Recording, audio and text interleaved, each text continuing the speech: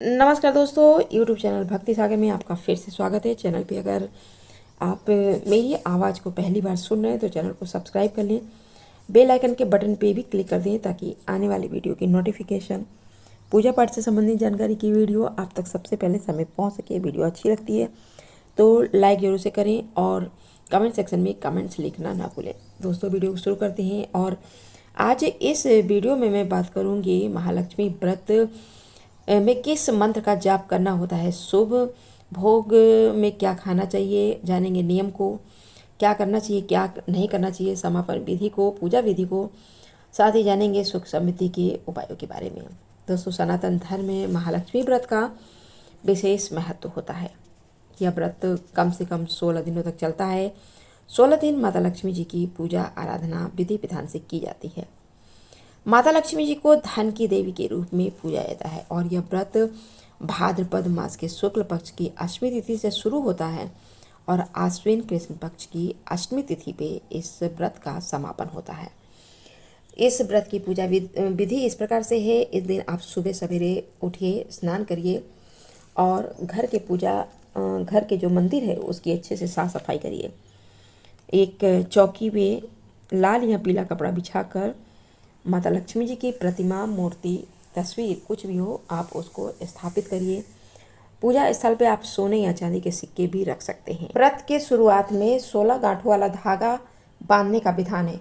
व्रत के आखिरी दिन शाम के समय पूजा के लिए सबसे पहले वही 16 गांठ वाला धागा अपने हाथ में बांधें या धन रखने वाली जगह उस 16 गांठ वाले धागे को रख सकते हैं। जब हाथ में 16 गांठ वाला धागा धारण करेंगे तो इसके बाद आप माता लक्ष्मी जी के सामने 16 देसी घी का दीपक जलाएंगे। विधिवत रूप से माता लक्ष्मी जी की पूजा करेंगे और व्रत के अगले दिन आप 16 गांठ वाले धागे को अपनी तिजोरी में रख दीजिए।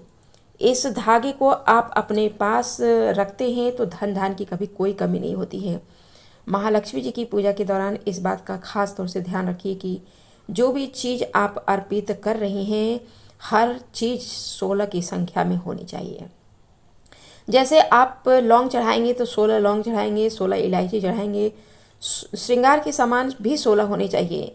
यदि आप माता लक्ष्मी जी को कुमकुम, बतासा, शंख, कमलगट्टा और इसके बाद जो है चावल, मखाना, फूल अर्पित करते हैं तो इससे माता लक्ष्मी प्रसन्न होती हैं और माता लक्ष्मी जी की पूजा के दौरान आप अगर इस मंत्र का जाप करती हैं तो भी माता लक्ष्मी जी का आशीर्वाद प्राप्त होता है और इस मंत्र के जाप से माता लक्ष्मी घर में स्थायी वास देती हैं।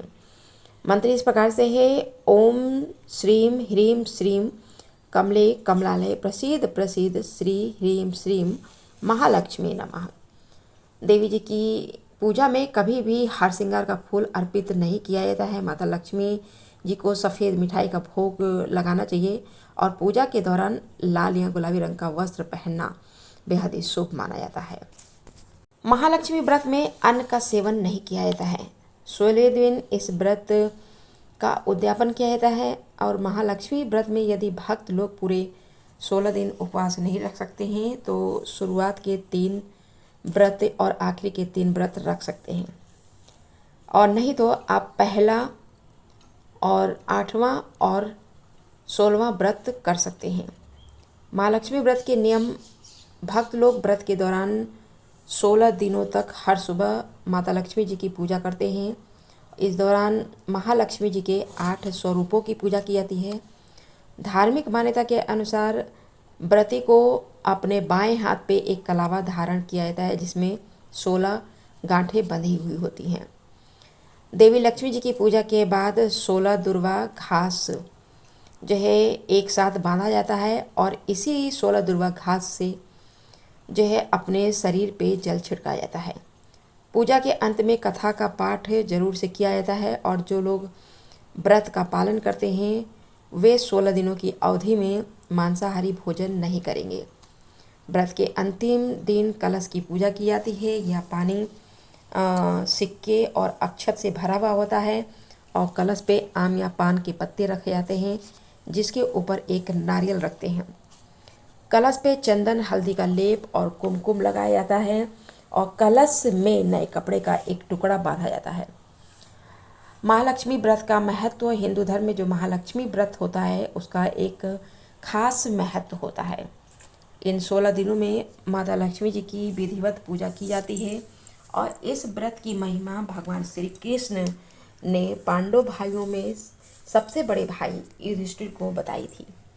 इस व्रत को रखने से सुख सौभाग्य की प्राप्ति होती है और मान्यताओं के अनुसार महालक्ष्मी व्रत माता लक्ष्मी जी को प्रसन्न करने के लिए और उनका आशीर्वाद पाने के लिए किया जाता है।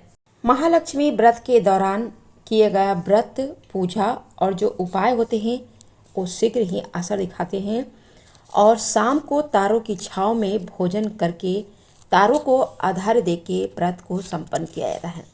महालक्ष्मी व्रत में आप अन्न छोड़कर फल, दूध और मिठाई का सेवन कर सकते हैं।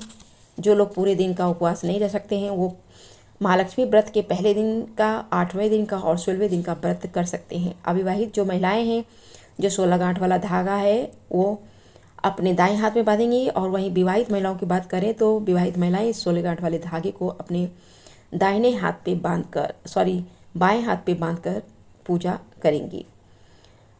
माता को जो है सुबह और शाम के समय दूध से बनी हुई बर्फ़ी का भोग लगाइए। पहले दिन की जब पूजा खत्म हो जाती है तो आपको धागा उतार कर माता लक्ष्मी जी के चरणों में रख देना है। चलिए जान लेते हैं समापन विधि को। महालक्ष्मी व्रत का जो 16वां दिन होता है उस दिन आपको 2 सूप, 16 मिट्टी के दिए, प्रसाद के लिए सफ़ेद बर्फ़ी, फूल माला, तारों को आधार देने के लिए एक कलश, 16 गांठ वाला धागा, 16 चीज़ें, हर एक चीज़ 16 की गिनती में रखें, जैसे 16 लौंग, 16 इलायची, 16 सुहाग के सामान आदि। शाम को पूजा के लिए सबसे पहले अपने हाथ में आप 16 गांठों वाला धागा बांध लें जो व्रत के पहले दिन आपने बांधा था। फिर माता लक्ष्मी जी के आगे आप देसी घी का दीपक जलाएं, धूप दीप से मैया की पूजा करें।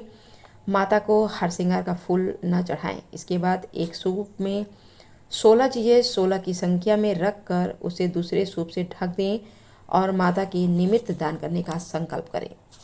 उस सूप को रात भर आप वहीं पड़ा रहने दें। आप दीपक जलाकर माता लक्ष्मी जी के इस मंत्र का जाप करिए।